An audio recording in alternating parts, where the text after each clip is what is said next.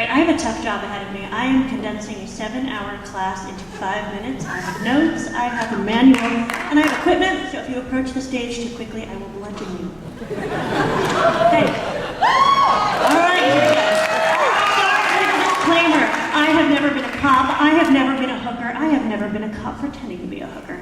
But I'm probably the only non-cop to attend the New York Police Department's training class for Operation Losing Proposition, which I like to call Undercover Hooker School. It's a single 7-hour session taught for about 100 cops at a time. They're the newest recruits for the oldest profession. Trainees get a 46-page handbook and a multiple choice test. I passed that test. If I were a cop, I could be a hooker. Undercover hooking, gender neutral. Any of you could be a hooker too. Mostly done by female cops. There are some guys, a lot of them get roped into the class. They think they'll be backup muscle, and then poof, they magically turn into undercover hookers. All right, here we go. The crime of patronizing a prostitute, Class B misdemeanor, punishable by up to 3 months in prison and a fine of up to $500. Keep in mind when you're an undercover, you don't actually get to have sex. You're just making the deal a sexual act for some kind of fee. Don't feel bad if John doesn't offer you cash money. Maybe he'll promise to swap you something cool like an oil change or some coke. It all counts. 3 years ago in Rhode Island, a 22-year-old meat truck driver got busted by an undercover hooker. He offered her 2 T-bone steaks. Before you hit the street, talk to someone who knows the ins and outs of your local prostitution track, aka the track or the stroll. Ask the right questions. How do the Johns act? What's the competition like? And how should I dress? Don't overdo it or the Johns will know you're a cop. You've got to be a real streetwalker. You're not Julia Roberts in Pretty Woman, Paris Hilton on Halloween. You're not Betty Page on a pinup calendar. Sweatpants may be more convincing than stilettos on your track. Your most important accessory is a body wire. You'll tape that wire to your chest, right under your shirt, and never ever lean into the window of a John's car. You might flash him the wire, and if he's in a bad mood, he might grab your hair. Your wire is attached to a transmitter a bit smaller than a pack of cigarettes. They call it a teleset. Turn it on before you start chatting up a John. Your conversations will be broadcast across the street to a receiver in a backup van. Whatever you do, don't look at the man in the van. Your backup team can hear you on the wire, but before you go out, you want to establish a set of hand signals so they can see you. In case the wire goes down, keep it subtle. If it looks like you're trying to flag down a plane or you're doing the Numa Numa dance, the John will probably flee. Don't be brash. Never start a conversation with, "Hello, would you like a blowjob for $10?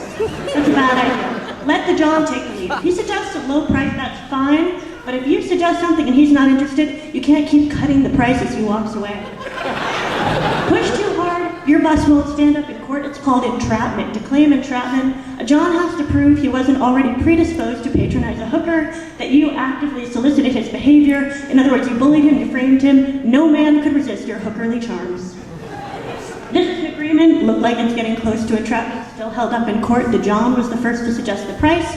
I did not come up with the phrase oral sodomy. That is from the legal transcripts. Lie.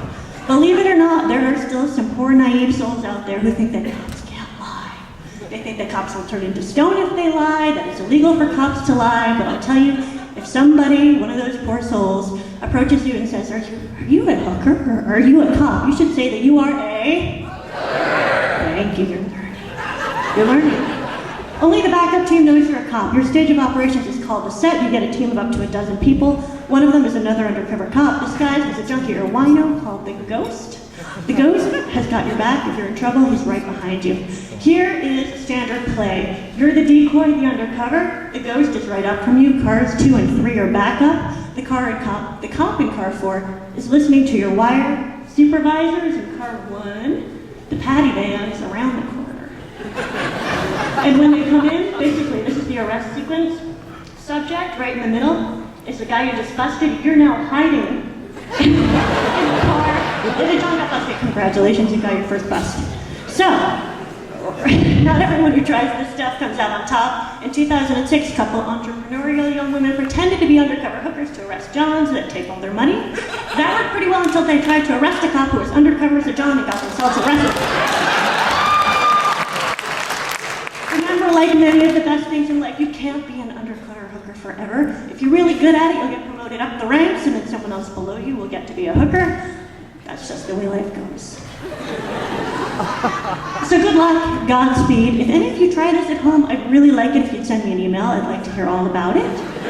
This talk was based on a story called Don't Even Ask About Extra Credit, which I wrote 3 years ago for the New York Times. Check it out online if you want to